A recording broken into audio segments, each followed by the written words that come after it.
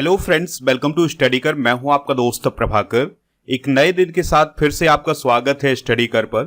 आज के इस इंपॉर्टेंट लेक्चर में हम आपके साथ डिस्कस करने वाले हैं 25 अप्रैल 2024 के मोस्ट इंपॉर्टेंट करंट अफेयर्स के क्वेश्चन। तो आप इस पूरे लेक्चर को बहुत ही ध्यान से लास्ट तक जोड़ देखिएगा। चलिए पहला और इंपॉर्टेंट क्वेश्चन डिस्कस करते हैं। तो पहला क्वेश्चन आपसे पूछा जा रहा है, राष्ट्रीय पंचायती राज दिवस कब मनाया जाता है। काफी इंपॉर्टेंट डे है, कई बार एग्जाम में भी पूछा गया है। तो राष्ट्रीय पंचायती राज दिवस मनाया जाता है हर साल 24 अप्रैल को। 24 अप्रैल 2010 को उस समय प्राइम मिनिस्टर रहे हैं मनमोहन सिंह, तो उनके द्वारा पहला राष्ट्रीय पंचायती राज दिवस घोषित किया गया था। तो 2010 में इसकी घोषणा की गई थी और फिर 2011 से हर साल यह दिवस 24 अप्रैल को मनाया जा रहा है। दोस्तों, पंचायती राज व्यवस्था से रिलेटेड कुछ इंपॉर्टेंट फैक्ट डिस्कस कर लेते हैं जो कि एग्जाम की दृष्टि से काफी इंपॉर्टेंट है।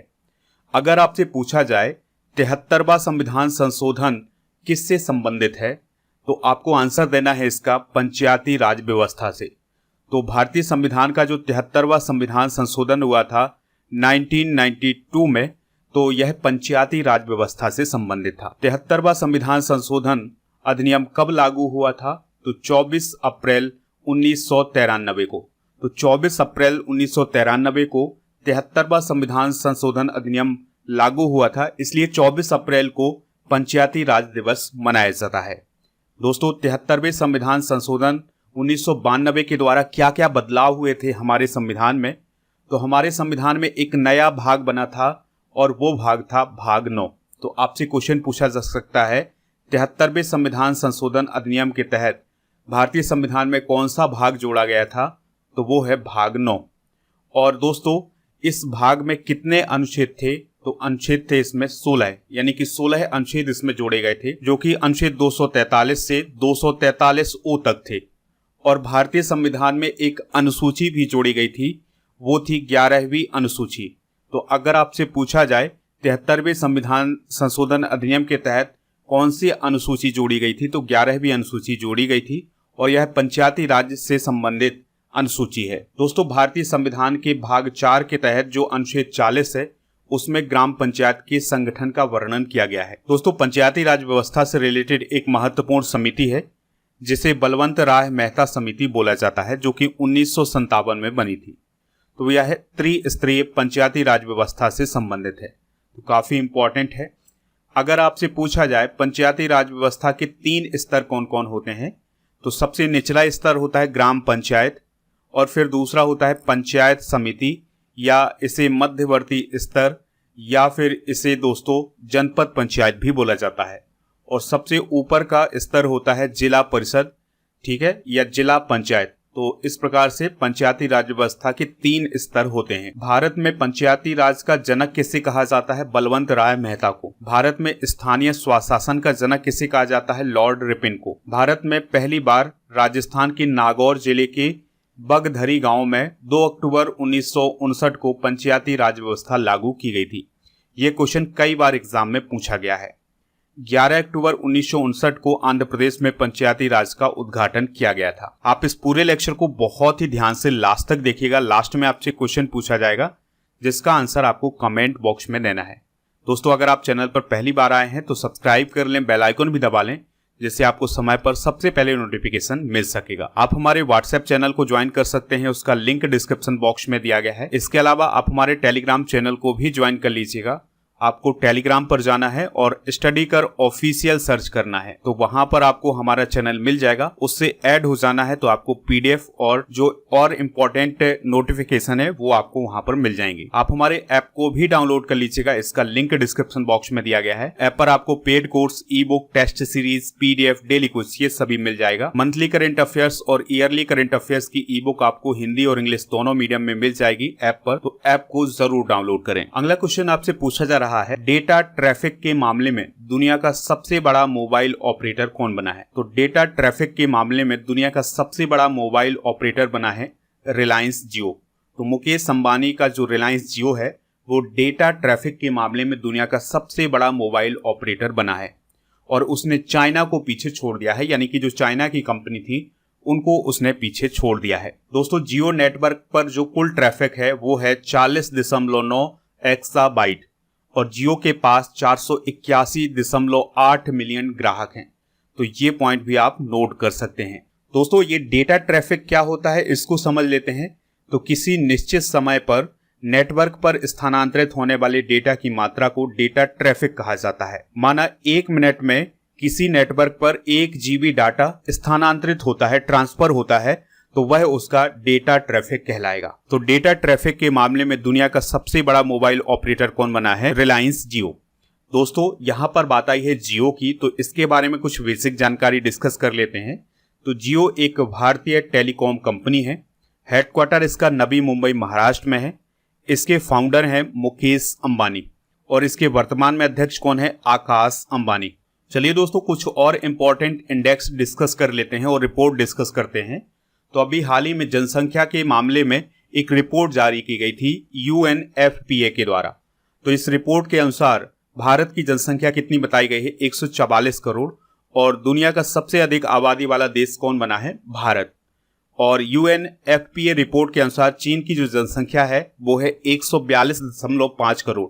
यानी जनसंख्या के मामले में इस रिपोर्ट के अनुसार चाइना दूसरे नंबर पर है। अभी हाल ही में वैश्विक सैन्य खर्च को लेकर के एक रिपोर्ट जारी की गई थी सिप्री के द्वारा।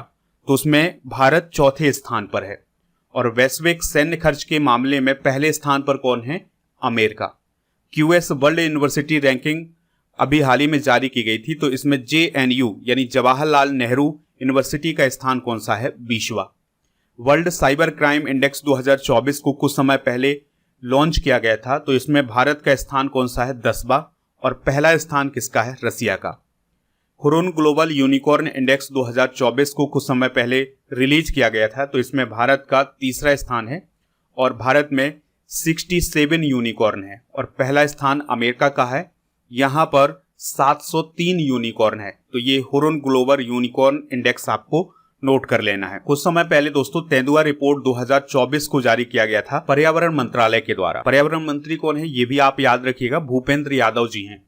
तो पर्यावरण मंत्रालय के द्वारा एक तेंदुआ रिपोर्ट या लेपर्ड रिपोर्ट जारी की गई थी 2024 की। तो इसके अनुसार भारत में जो लेपर्ड हैं वो है 13,874 और सबसे अधिक लेपर्ड हैं मध्य प्रदेश में 3,907। तो ये रिपोर्ट भी आप नोट कर लीजिएगा, एग्जाम की दृष्टि से काफी इंपॉर्टेंट है। नेक्स्ट क्वेश्चन है जलवायु रणनीति 2030 दस्तावेज या डॉक्यूमेंट किसके द्वारा लॉन्च किया गया है? तो नाबार्ड के द्वारा अभी हाल ही में जलवायु रणनीति 2030 डॉक्यूमेंट रिलीज किया गया है, लॉन्च किया गया है। तो दोस्तों नाबार्ड के द्वारा जलवायु को लेकर के 2030 तक के लिए कुछ लक्ष्य रखे गए हैं। तो उन्हीं को लेकर के ये डॉक्यूमेंट अभी हाल ही में लॉन्च किया गया है। और इस डॉक्यूमेंट का लक्ष्य क्या है? तो भारत की जो ग्रीन फाइनेंसिंग है उसकी आवश्यकता को पूरा करना। ठीक है, तो भारत की ग्रीन फाइनेंसिंग की आवश्यकता को पूरा करने के लिए ये डॉक्यूमेंट रिलीज किया गया है। ग्रीन फाइनेंसिंग क्या होती है? तो दोस्तों ग्रीन फाइनेंसिंग का मतलब होता है एक प्रकार का ऋण या निवेश जो पर्यावरण गतिविधियों को बढ़ावा देता है। यानी नाबार्ड के द्वारा ये लक्ष्य रखा गया है कि 2030 तक वो ग्रीन फाइनेंसिंग को बढ़ावा देगा। यानी पर्यावरण से संबंधित जो गतिविधियां हैं उनके लिए वो फंड उपलब्ध कराएगा, उसके लिए वो ऋण उपलब्ध कराएगा और निवेश भी करेगा। देखिए दोस्तों बात आई है नाबार्ड की, तो नाबार्ड से रिलेटेड कुछ इंपॉर्टेंट फैक्ट डिस्कस कर लेते हैं। तो नाबार्ड का फुल फॉर्म क्या होता है? National bank for agriculture and rural development. इसका फॉर्मेशन कब हुआ था? 12 जुलाई 1982 को। इसके अध्यक्ष कौन है? KV साजी। और मुख्यालय कहाँ है इसका? मुंबई में। दोस्तों नाबार्ड का काम होता है मुख्य रूप से देश के ग्रामीण क्षेत्र पर ध्यान केंद्रित करना। नाबार्ड का स्थापना दिवस कब मनाया जाता है? 12 जुलाई को। इस पॉइंट को भी आप याद रखिएगा। नेक्स्ट क्वेश्चन है all in one payment device Bharat पे 1 को किसने लॉन्च किया है? आंसर हो जाएगा भारत पे ने। तो all in one payment device Bharat पे को अभी हाल ही में भारत पे के द्वारा लॉन्च किया गया है। तो दोस्तों यह डिवाइस क्या क्या काम करेगी या क्या क्या इसमें सुविधाएं हैं? तो इसमें पॉइंट ऑफ सेल है, इसके अलावा QR कोड है और स्पीकर है। तो ये जो भारत पे 1 नामक डिवाइस है कुछ इस प्रकार से दिखती है। तो इसमें सभी प्रकार की सुविधा एक ही डिवाइस में मिल जाती है। दोस्तों ये जो भारत पे 1 डिवाइस है इसमें high definition touch screen display है। यहाँ पर आप देख सकते हैं ये टच स्क्रीन डिस्प्ले है और 4G और वाईफाई कनेक्टिविटी है। Bharat wave 1 Android operating system के द्वारा संचालित किया जाता है। ठीक है, तो ये जो डिवाइस है ये एंड्रॉइड ऑपरेटिंग सिस्टम के द्वारा संचालित की जाती है। भारत पे की बात करें तो यह एक भारतीय फिनटेक कंपनी है और यह वित्तीय सेवाएं प्रदान करने का काम करती है। और इसके मुख्य कार्यकारी अधिकारी कौन है? नलिन नेगी। इनकी अभी हाल ही में नियुक्ति की गई थी। भारत पे की स्थापना 2018 में की गई थी और इसके संस्थापक हैं असनीर ग्रोवर, शाश्वत नकरानी और भाविक कोलाडिया। तो इन तीनों के द्वारा मिलकर के भारत पे की स्थापना की गई थी। चलिए दोस्तों, कुछ इंपॉर्टेंट पोर्टल और ऐप डिस्कस कर लेते हैं। जैसे सारथी पोर्टल केंद्रीय कृषि मंत्री अर्जुन मुंडा जी के द्वारा लॉन्च किया गया है। सी केयर्स पोर्टल केंद्रीय कोयला मंत्री प्रहलाद जोशी जी के द्वारा लॉन्च किया गया है।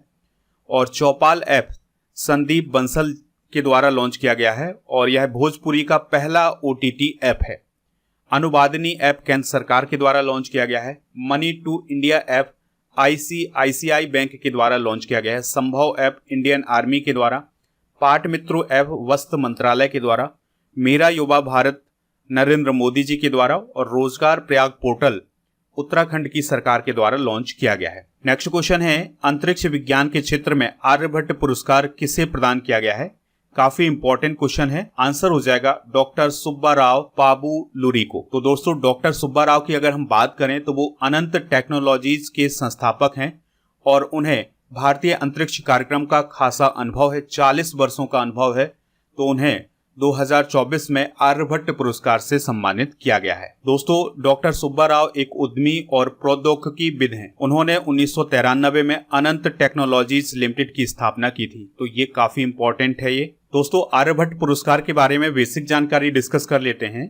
तो यह पुरस्कार एस्ट्रोनॉटिकल सोसाइटी ऑफ इंडिया के द्वारा प्रदान किया जाता है और अंतरिक्ष विज्ञान और एरोस्पेस टेक्नोलॉजी के क्षेत्र में महत्वपूर्ण योगदान देने वाले व्यक्तियों को यह पुरस्कार प्रदान किया जाता है। यानी कि अंतरिक्ष विज्ञान और एरोस्पेस टेक्नोलॉजी के क्षेत्र में यह पुरस्कार दिया जाता है। दोस्तों, आपको याद रखना है कि एस्ट्रोनॉटिकल सोसाइटी ऑफ इंडिया की स्थापना कब हुई थी? 1990 में। और इस पुरस्कार की स्थापना 1992 में की गई थी। पुरस्कार राशि है 1 लाख रुपए की। पुरस्कार की बात आई है तो चलिए कुछ प्रमुख पुरस्कार डिस्कस कर लेते हैं जो कि अभी हाल ही में प्रदान किए गए हैं, एग्जाम की दृष्टि से काफी इंपॉर्टेंट है। तो बिग बी यानी अमिताभ बच्चन जी को लता दीनानाथ मंगेशकर पुरस्कार अभी हाल ही में प्रदान किया गया है। अंतर्राष्ट्रीय साहित्यिक पुरस्कार ममता जी सागर को प्रदान किया गया है। विशिष्ट सेवा पुरस्कार वीरता दिया गया है R हरि कुमार को। तो भारतीय नौसेना प्रमुख रहे हैं R हरि कुमार, तो उन्हें विशिष्ट सेवा पुरस्कार वीरता से कुछ समय पहले सम्मानित किया गया था। वॉलेंटियर सर्विस पुरस्कार अमेरिका के द्वारा लोकेश मुनि को दिया गया है। तो जैन मुनि है लोकेश मुनि, तो उन्हें वॉलेंटियर सर्विस पुरस्कार से सम्मानित किया गया है अमेरिका के द्वारा। इसके अलावा जॉन एल जैक सिगर्ट जूनियर पुरस्कार किसे प्रदान किया गया है 2024 में? तो इसरो की जो चंद्रयान 3 टीम थी उसको यह पुरस्कार दिया गया है। भारत रत्न से कितने लोगों को सम्मानित किया गया है 2024 में? 5 लोगों को। तो पहली बार 5 लोगों को एक साथ भारत रत्न प्रदान किया गया है एक साल में। तो चौधरी चरण सिंह, PV नरसिम्हा राव जी, कर्पूरी ठाकुर और MS स्वामीनाथन और LK आडवाणी को 2024 में भारत रत्न से सम्मानित किया गया है। इसके अलावा अभी हाल ही में CIDCC विश्वकर्मा पुरस्कार SJVN को दिया गया है। को याद रखना है कि WEF young global leaders class 2024 में कौन कौन शामिल हुआ है? भूमि पेडनेकर, अद्वैत नायर, अर्जुन भरतिया, शरद विवेक सागर और प्रिया अग्रवाल हेब्बार। तो ये सभी अभी हाल ही में WEF young global leaders class 2024 में शामिल हुए हैं। अगला क्वेश्चन है, cotton corporation of India limited में मुख्य सतर्कता अधिकारी यानी CVO के रूप में किसे नियुक्त किया गया है? आंसर हो जाएगा निधि S जैन को। तो निधि S जैन को अभी हाल ही में cotton corporation of India limited के मुख्य सतर्कता अधिकारी के रूप में नियुक्त किया गया है। आपको याद रखना है कि निधि जैन 2009 बैच की भारतीय लेखा परीक्षा और लेखा सेवा अधिकारी हैं। दोस्तों, बात करते हैं भारतीय कपास निगम लिमिटेड की। तो इसकी स्थापना 1970 में हुई थी। मुख्यालय इसका मुंबई में है और कपास के व्यापार, खरीद और निर्यात से संबंधित कौन होता है? भारतीय कपास निगम लिमिटेड। कपास के बारे में भी बेसिक जानकारी डिस्कस कर लेते हैं क्योंकि कई बार एग्जाम में यहाँ से क्वेश्चन बनते हैं। तो कपास खरीफ की फसल होती है। और जो खरीफ की फसल होती है इसमें पानी की अधिक आवश्यकता होती है। इस पॉइंट को आपको याद रखना है। पूरे विश्व में चीन के बाद भारत कपास का दूसरा सबसे बड़ा उत्पादक देश है। इस पॉइंट को आप नोट कर लीजिएगा। भारत में कपास के आर्थिक महत्व को देखते हुए इसे व्हाइट गोल्ड भी कहा जाता है, यानी कि इंडिया में कपास को व्हाइट गोल्ड के नाम से भी जाना जाता है। दोस्तों, भारत में कपास का सबसे बड़ा उत्पादक राज्य कौन है? गुजरात। कपास के लिए सर्वोत्तम मिट्टी कौन होती है, यानी सबसे अच्छी मिट्टी कौन होती है? तो वो होती है काली मिट्टी। हाल ही में की गई कुछ महत्वपूर्ण नियुक्तियां डिस्कस कर लेते हैं। तो अभी हाल ही में नईमा खातून AMU की पहली महिला कुलपति बनी है। संतोष विश्वनाथन इंटेल के भारत के लिए MD बनाए गए हैं। MS धोनी सिट्रोइन इंडिया के ब्रांड एम्बेसडर बने हैं। नलिन प्रभात NSG के डायरेक्टर जनरल बने हैं। इसके अलावा दिनेश कुमार त्रिपाठी नौसेना प्रमुख बने हैं और नलिन नेगी भारत पे के CEO बने हैं। संजना सांघी स्पेस इंडिया के ब्रांड एम्बेसडर बने हैं। अनुराग कुमार CBI के संयुक्त निदेशक बने हैं। इसके अलावा सच्चिदानंद मोहंती UGC के सदस्य बने हैं। तो ये अभी हाल ही में कुछ नियुक्तियां की गई हैं, इनको आप नोट कर लीजिएगा क्योंकि एग्जाम में यहां से क्वेश्चन पूछे जा रहे हैं। अगला क्वेश्चन है, किस देश की पार्लियामेंट ने शरणार्थियों को रवांडा भेजने के लिए विधेयक पारित किया है? आंसर हो जाएगा ब्रिटेन। तो ब्रिटेन की गवर्नमेंट के द्वारा अभी हाल ही में एक ऐसा बिल पेश किया गया था जिसमें रवांडा के शरणार्थियों को रवांडा वापस भेजा जाना था। तो अब ये बिल पास हो गया है ब्रिटेन की संसद में। तो अब वहां के जो किंग हैं उनके जब इसमें हस्ताक्षर हो जाएंगे तो फिर ये कानून बन जाएगा। तो दोस्तों, ये जो बिल आया था इसमें कहा गया था कि जो रवांडा के शरणार्थी हैं जो कि ब्रिटेन में रह रहे हैं उनको फिर से रवांडा वापस भेजा जाएगा। और ये बहुत दिनों से मुद्दा बना हुआ था। 2022 से ये मुद्दा बना हुआ था जब उस समय ब्रिटेन के प्रधानमंत्री थे बोरिस जॉनसन। तो उन्होंने ये मुद्दा उठाया था कि जो रवांडा के शरणार्थी हैं ब्रिटेन में उनको वापस भेजा जाए। तब से ये मुद्दा चल रहा था और अब फाइनली इस पर एक विधेयक आया है और उस पर वोटिंग हुई है। अब केवल हस्ताक्षर होना बाकी है। फिर इसके बाद रवांडा के जो शरणार्थी ब्रिटेन में रह रहे हैं उनको वापस भेजा जाएगा। हालांकि इस बिल को लेकर के काफ़ी अलग अलग विचारधाराएं हैं। कुछ देशों का कहना यह है कि ये बिल गलत है क्योंकि जीने का अधिकार सभी को है और मानव अधिकारों का हनन होता है इस बिल के कारण। लेकिन ब्रिटेन ने ये फैसला ले लिया है कि वो रवांडा के शरणार्थियों को वापस भेजेगा। ब्रिटेन की सरकार रवांडा के जो अवैध शरणार्थी हैं उनको 3,000 करोड़ रुपए भी प्रदान करेगी, जिससे जो शरणार्थी हैं उनको रोजगार मिलेगा और घर भी मिल सकता है।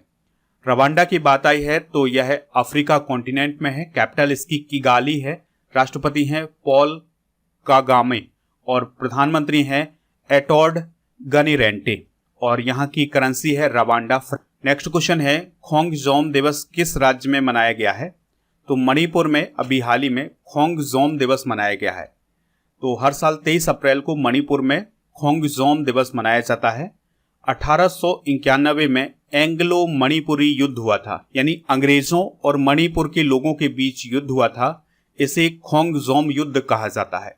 तो इस खोंगजोम युद्ध में अपने प्राणों की आहुति देने वाले योद्धाओं की याद में यह दिवस मनाया जाता है 23 अप्रैल को। जो एंग्लो मणिपुरी युद्ध या खोंगजोम युद्ध था ये 1891 में मणिपुर की स्वतंत्रता के लिए लड़ा गया था। दोस्तों, जो खोंगजोम की लड़ाई हुई थी उसमें मणिपुरी सेनाएं हार गई थी। इस पॉइंट को आपको याद रखना है। अब आपके एग्जाम में क्वेश्चन पूछा जा सकता है कि खोंगजोम युद्ध कब हुआ था? तो ये 1891 में हुआ था। देखिए, यहाँ पर एक युद्ध की बात आई है तो भारतीय इतिहास के जो प्रमुख युद्ध हैं उनको डिस्कस कर लेते हैं। जैसे हाइडे स्पीच का युद्ध कब हुआ था? 326 ईसा पूर्व में सिकंदर और पंजाब के राजा पोरस के बीच में, जिसमें सिकंदर को जीत हासिल हुई थी। अब पानीपत का प्रथम युद्ध कई बार एग्जाम में पूछा गया है तो ये 1526 ईस्वी में हुआ था बाबर और इब्राहिम लोदी के बीच में।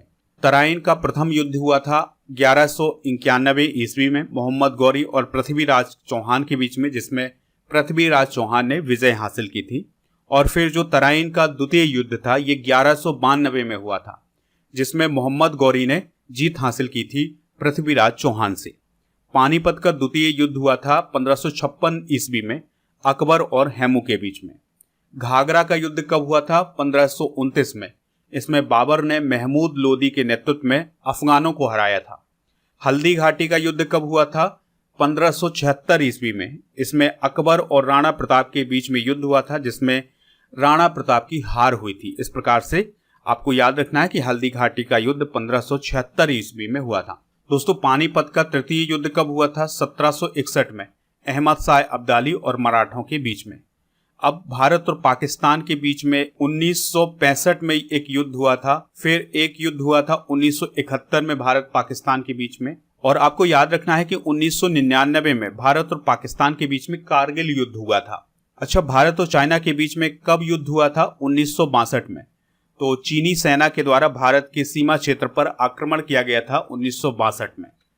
बक्सर का युद्ध कब हुआ था? 1764 में, अंग्रेजों और शुजाउद्दौला, मीर कासिम और शाह आलम द्वितीय की संयुक्त सेनाओं के बीच में, जिसमें अंग्रेजों की विजय हुई थी, यानी अंग्रेज इसमें जीत गए थे। नेक्स्ट क्वेश्चन है, ITTF टेबल टेनिस विश्व रैंकिंग में भारत की शीर्ष महिला खिलाड़ी कौन बनी है? आंसर हो जाएगा श्रीजा अकुला।